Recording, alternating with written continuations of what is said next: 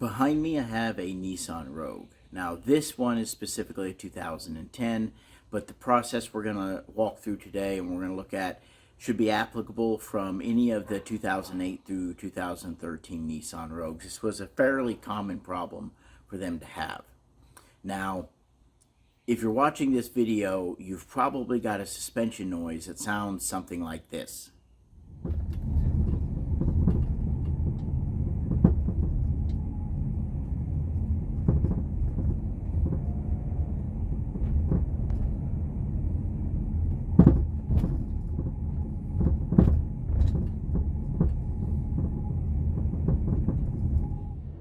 And if you're like most people in this situation with these vehicles that I run into, they've had the vehicle to a mechanic and the mechanic heard the noise and they said you need sway bar end links or you need strut mounts or the entire strut assemblies, and maybe you did that work and the noise didn't go away and it didn't change, and they said, well, you need the ball joints or you need the whole lower control arms or even the bushings for the sway bar itself.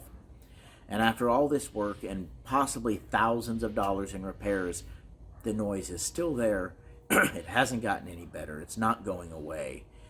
So what do? Well, the first thing we need to do is verify that the issue we're addressing today is your issue, and I'm going to show you how to do that. The issue we're going to be looking for is worn out bushings on the subframe. It's fairly common on these vehicles, but before you go and just ripping your subframe out and throwing these bushings in, let's make sure that's what's actually causing your issue. I'll show you how to do that so that you don't wind up doing the same thing that you may have already had done by other people and just guessing and throwing parts in. So let's get this vehicle up in the air and we'll walk through it. Alright, so under the vehicle here, this is your subframe assembly. Alright, this is what we're going to have to end up removing for this repair. So when you jack the vehicle up to check this, you can't jack it up by the subframe. That's how how you typically lift it up. But since we're checking for movement in the subframe, you have to jack it up and hold it on jack stands by its typical lifting points on the pinch rails, or the pinch weld, sorry. So right back here and up there and over here are where the mount bolts are that go through the subframe. This is the steering rack that mounts to it. Those are some of the bolts we'll have to take out when we do this repair. But I'm going to show you on the back passenger side here where the play that you're hearing is coming from. Okay, so this is the bushing right up here that we're going to be dealing with. Now we're just looking at this subframe from the back side. You know, we were looking this way from the front, now we're just behind it.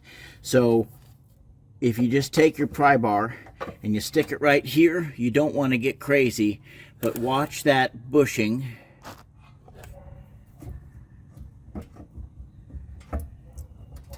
That is what we're dealing with.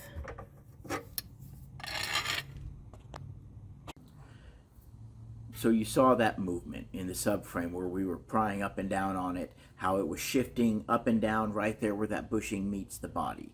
It should not do that. That bushing is completely worn out. And that's what happens on these vehicles. And it's so commonly misdiagnosed. That's why I said you usually see the other suspension components like the struts and the end links have already been replaced. So yes, you do have to drop the subframe completely out of the vehicle to do this repair. But don't be intimidated. If you're fairly mechanically inclined, which I kind of think you probably are because you're looking at this video trying to figure out how to fix this, do not be intimidated. This subframe assembly does not carry weight-bearing mounts for the engine or transmission like some vehicles do.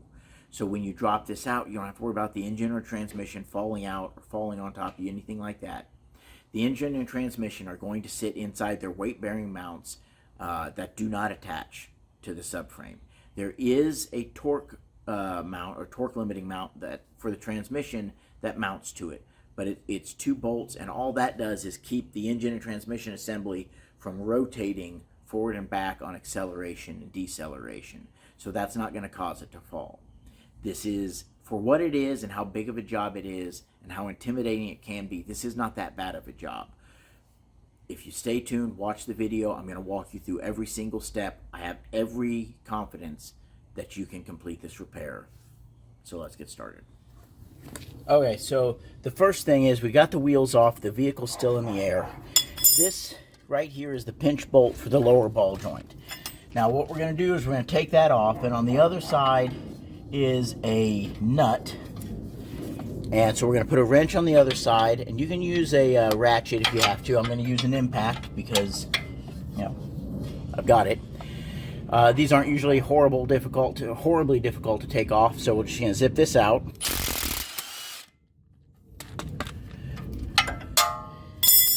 And then once the nut's off, that bolt should come out. Now the next step after that is right here where that knuckle splits and the bolt goes through and pinches it. We're going to take a big chisel and we're going to set it right there, and we're going to drive it in. The idea isn't to drive this way open, it's just to give a little bit of relief to let go of that stud for the lower ball joint. Alright, what we're going to do at this point is we're going to try to separate the lower ball joint from the knuckle. We use this to spread that grip open a little bit, and we're going to just bring the pry bar right across this part of the lower control arm and that part of the knuckle, and not hit that boot and pry it downward. Now what we can do is we can keep a little bit of pressure on there and then come in and tap here with a hammer. I gotta try to work around you guys and not hit you.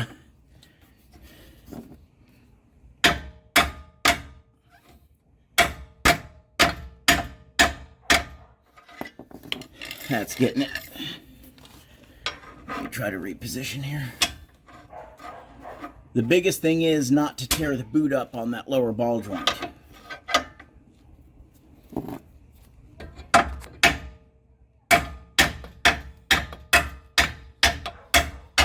Alright, that looks like we're free.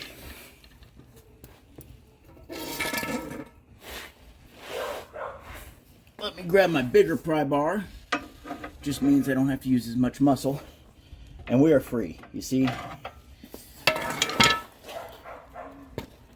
That knuckle's free of it. Now you don't have to leave that in there. You can take that out because we will need it for the other side. Alright, next the sway bar end links are going to come off of where they mount to the strut assembly at. This is an 18mm. Now in this case it'll probably come right off with the impact. If yours doesn't, if you look on the back of these, they've got a flat right there, and a 19mm will fit that, and you can hold that while you take the front off. Just be careful not to tear that boot. So that was the driver's side. The passenger side for pulling the lower control arm and the sway bar end link are exactly the same. I'm not going to film those, but they are identical. They're just on the other side. So I'm going to get that knocked out, and then we're going to go underneath the vehicle and look what the next steps are. So this underneath here, this is the one mount that I said we're going to have to take out. And like I said, this doesn't bear the weight of the transmission or engine. This attaches to the bottom to keep it from being able to rotate under acceleration and deceleration. These are 18mm fasteners. Ooh. Yummy. That one and that one. That one's better. And then all you got to do is just tap that out of the way.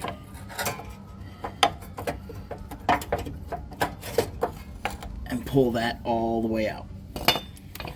Next, we're going to take this exhaust hanger out right here. It's mounted on these two studs with 12mm fasteners. And like I said, I'm using an impact for all of this. You can use a ratchet just fine. None of this stuff is super difficult to take off.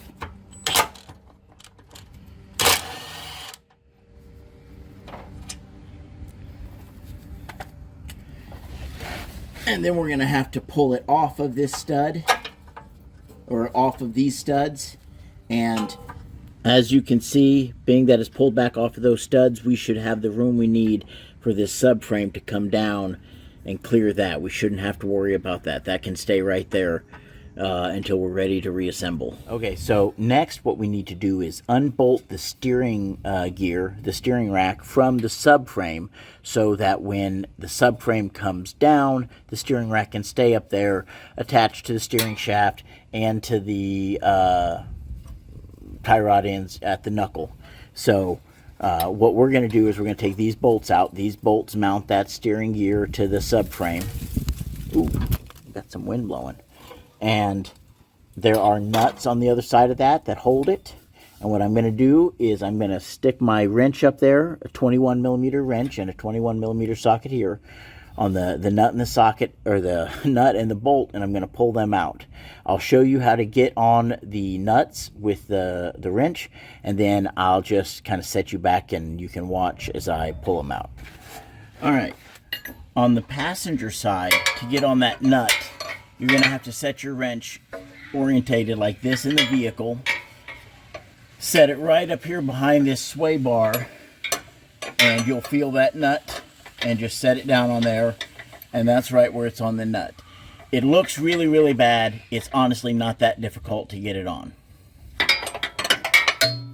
Okay, on the driver's side is just as easy, if not even a little easier, when there's not a camera in the way. You go right behind or in front of the sway bar, and right there, I'm on the nut, and then you go to the bottom side and disconnect it. Okay.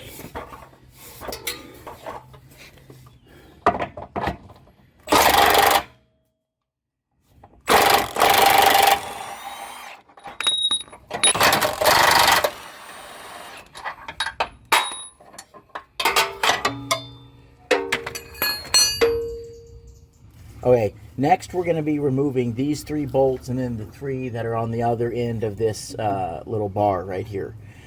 This is the point at which you want to start supporting the subframe, or having supports readily available. You can get some jack stands and run them up to where they're just underneath it. Me, I have a transmission jack with a 2x4 that spans each side of it. You just need something to help support it, because this bolt is the bolt that goes through the bushing and into the body and holds up the back end of the subframe. Once you pull these 3 bolts out and the 3 bolts out on the other side, only the front bolts are holding the subframe up. So you want to be careful, be mindful of what you're doing. So we're going to pull these 3. They are 18 millimeter fasteners. That's the one long through bolt.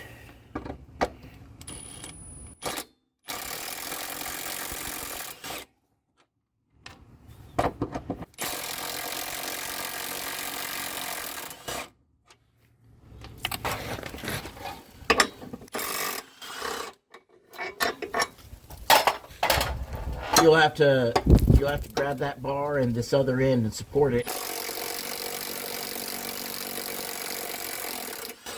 as you take these last bolts out.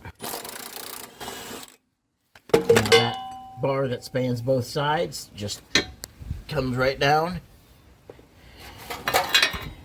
Now let's move to the front. Before we can drop the front of this, we need to take this plastic shield off. A pair of trim retainer pliers goes a long way. They look like that. You can get them about everywhere. Just a quick tip and aside to it is, just to make it easier, I tend to pull from like the sides towards the middle, so that the last ones you pull are actually in the middle, and they kind of balance and help hold it up while you're pulling it out. That way you don't pull one side and you're just trying to hold the whole thing up. You see I got one left in there and it's kind of balancing on it, and then I can just hold that and then the whole thing comes down. On this it's not that big of a deal because it's not very heavy or big, but on some of the bigger ones. Alright, this is where it's going to start to get real, because The last thing holding this subframe up are these front 2 bolts. Ooh, wow, that bushing. That bushing's bad too.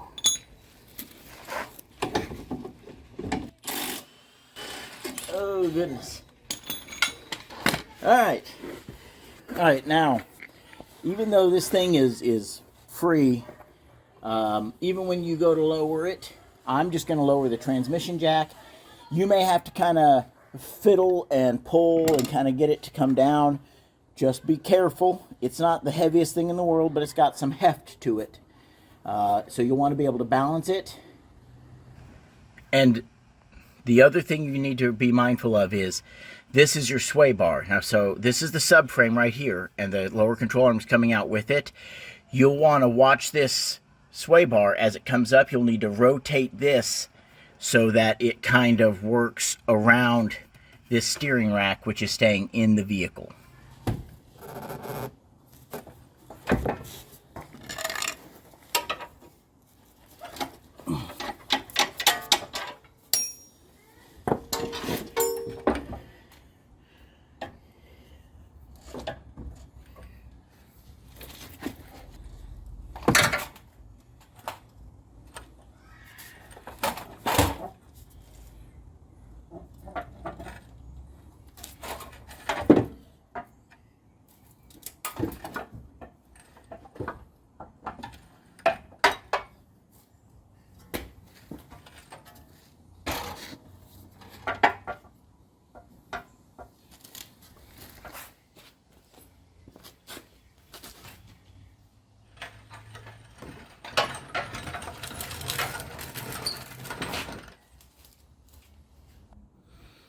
Okay, so we got the subframe out from under the vehicle.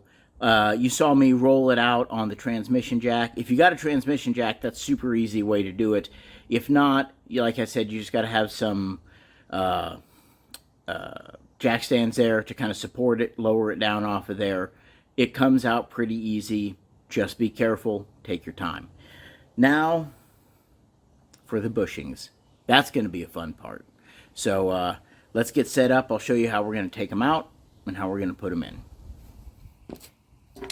Okay, for the bushings to come out sometimes is a bit of a pain.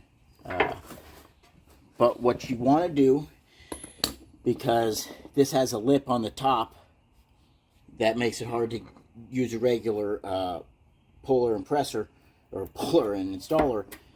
You want a socket that fits down about there. It's going to hit this part of it, but you'll probably end up breaking that free anyway.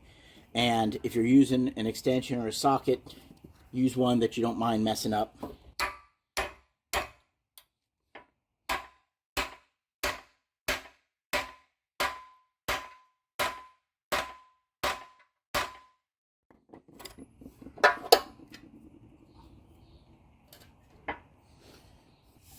And we'll put a little heat on this. Now, you don't want to go crazy because the rubber in here, you don't mind messing up. We're replacing that. But the rubber on this bushing for the lower control arm and on the sway bar link bushing is right next to it. So just be mindful.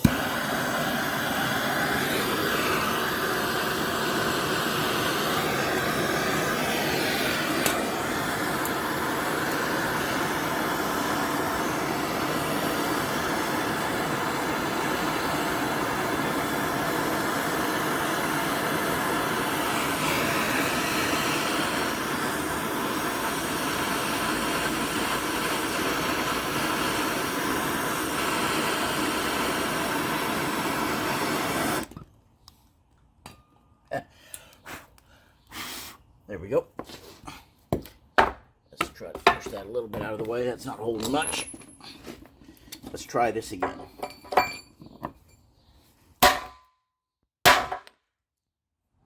There's the middle part. And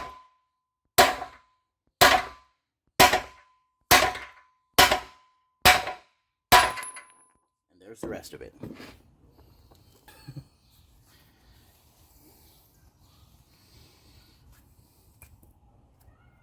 Wasn't hot, just didn't take me long to look at it. This is the one that was on the passenger side. That doesn't look bad at all, does it? Not in the slightest. let's try to get that situated. All right. Let's give her a go. Let's see if we need heat. Ooh, it's getting a little squirrely. Let's just go with the side. Middle part out. Let's go for the rest of it.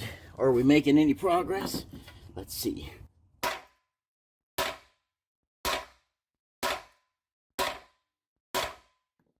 Yep, it looks like it's moving. And there we go. That one wasn't hot because I didn't heat it. I was lifting that one up to space it, and the middle just fell out on its own. So that one was easy. Ooh, bigger socket. That socket fits better. Let's see if we can do this.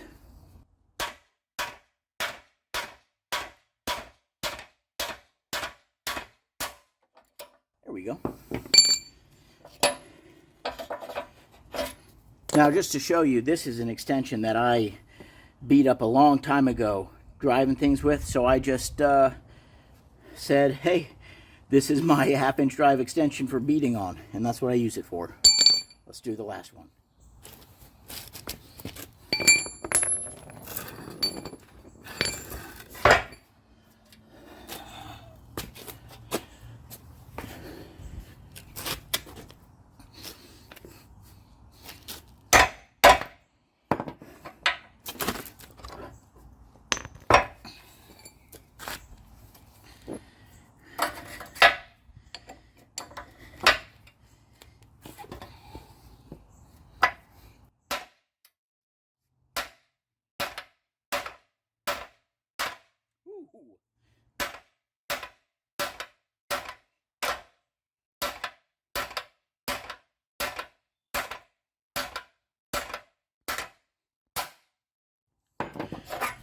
It's getting a little worse for the wear there, isn't it? But they're out.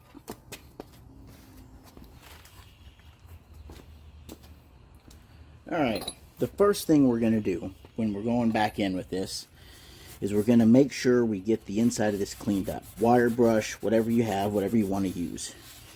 I've already gone through it a little bit. Just wanted to kind of show you what you want to make sure you get it cleaned up. You're not trying to take a bunch of material off. You're just trying to make sure it's free of debris or anything. Then we're going to take the bushing, and it had a little bit of like messed up area on the paint, so I kind of ran over that and cleaned it up a little bit too. All right, take the bushing, put it on with the cup that drives on it, and then this side we want the cup that's going to ride right on that edge right there. I'm just kind of trying to piece it together here so I can hold it there and show you. Now let me grab the other end. This end has that goes on there, and then you start the nut, and this is where you just make sure that these are centered up as best you can.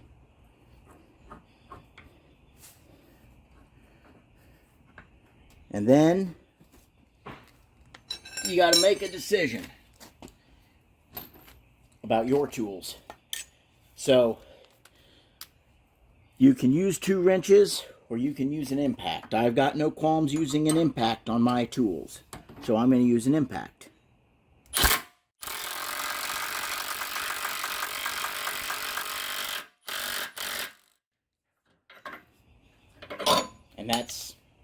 And that's that.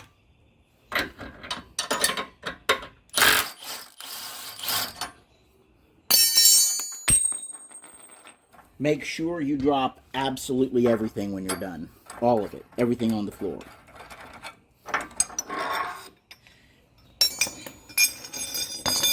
And you needed this right there because if you were to use something flat and flush, you see how that comes through there?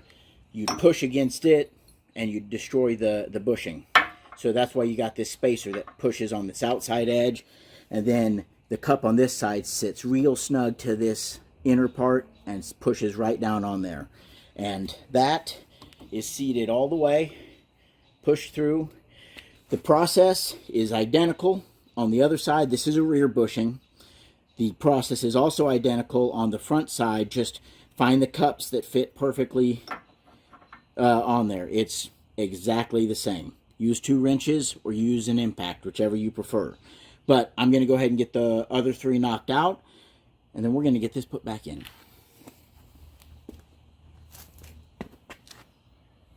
Alright, so the bushings are done. They're pressed in, and the subframe is ready to go back in.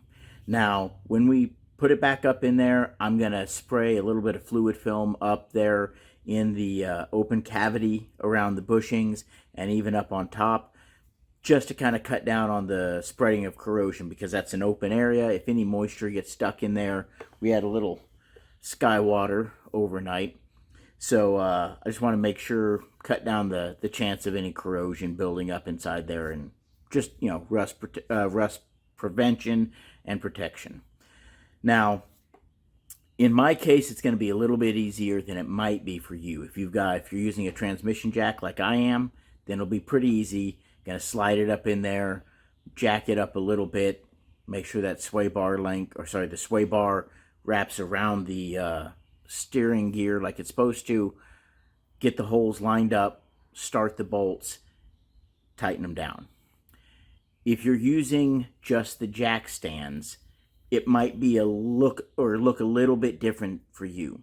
You'll probably have to have the jack stands maybe a couple notches lower than you initially did, and you'll have to kind of balance it on there and maybe lift one side up, lift the other side up with the jack stand, balance it, and then I would probably suggest lining up the front bolts, because those bolts go just the bolts and their washers. The back bolts have that extra plate on there. Getting the front bolts lined up and started, and then lift the back, move it around as you need to, and get the bolts in. Honestly, putting this subframe back in is probably one of the easiest parts of this job. Like I said, it's very intimidating when you think about it at first, but it's not that bad. And if you've gotten this far, this is going to be all downhill for you. This is going to be easy. So let's just get it slid up underneath there, take a look at it, and we'll get it put back in. And then we'll, after you get that subframe mounted back in, it's just bolting back up the stuff you unbolted. The hardest thing might be bolting that rack back in, kind of getting the nuts up on top, putting the bolts through and getting those started. But it's all downhill from here. Let's get started. That's about the balancing point of it.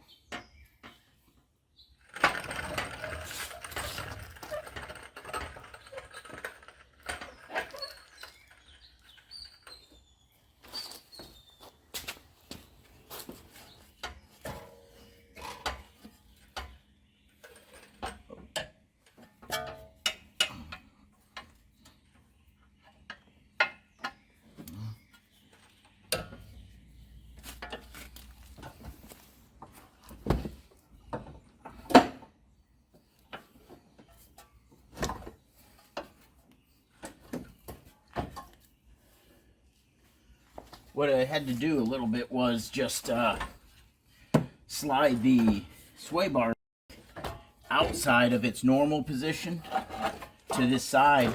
Oh, sorry for the bump. So that I had the room to swing it up over that rack. And it's up over on the other side. That was one of the harder spots that we're going to run into. And even that, not that hard.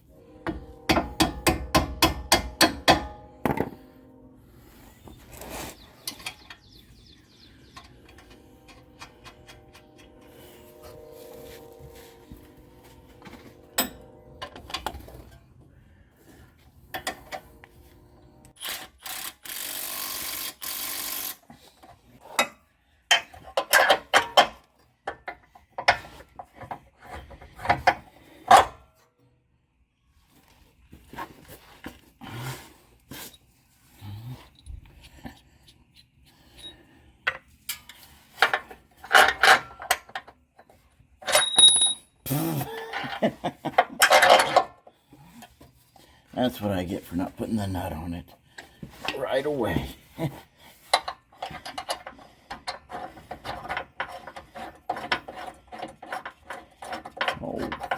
Oh, goodness me, oh my. All right. Now, sir. Where's your hole? Is that a polite question to ask? Where's your... Oh, there we go. There's your hole.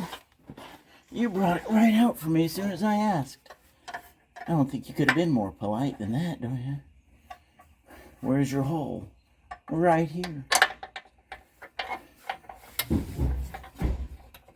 Okay. Noises. More noises.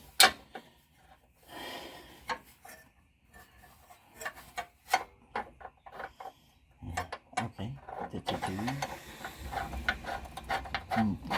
More noises. Is that the van?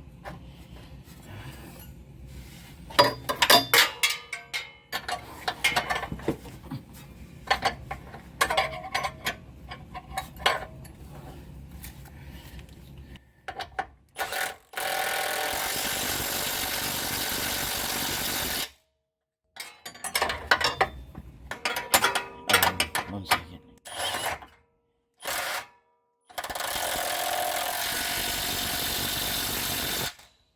Okay, so we got the subframe back up in there, lined up, bolts started. A couple pointers as you go back in with that. I didn't really stop and talk about it, but I'll let you know. Make sure that the studs for the lower ball joints go back into the knuckle, or at least start in there so you can kind of get it all lined up. You don't want to tighten the subframe all the way down and then be fighting those control arms trying to pull them down to get the knuckle or the studs in the knuckle. Make sure your sway bar end links don't get bound up on anything that's going to limit their movement or, pushed off to the side, sitting where you can't move them after you've tightened down the subframe. Just keep an eye on all this stuff as you're going up. Once the subframe, everything's clear, tighten the bolts all the way down, torque them down. Transmission torque mount, reverse removal, same with the exhaust hanger.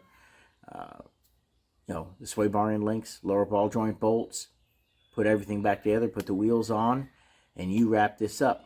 Another pointer thing to be mindful of, that subframe on this, it mounts the suspension on it. The lower control arms mount to it, which means the knuckle mounts to it, everything. It holds the steering rack. Take the vehicle and get either an alignment check or just an alignment. You'll probably need an alignment. Most vehicles running down the road need an alignment. And if you had those bushings completely worn out, make sure you go get an alignment. You need it, or else you could end up scrubbing the tires off, and you don't want that. You should probably get an alignment check on your vehicles every 12 months or so, but definitely after this repair, go get an alignment. But you've completed the repair, bushings are replaced, back in. Hopefully you guys save some money. Hopefully you're a little bit more confident the next time it comes to doing a repair on your vehicle. And good job.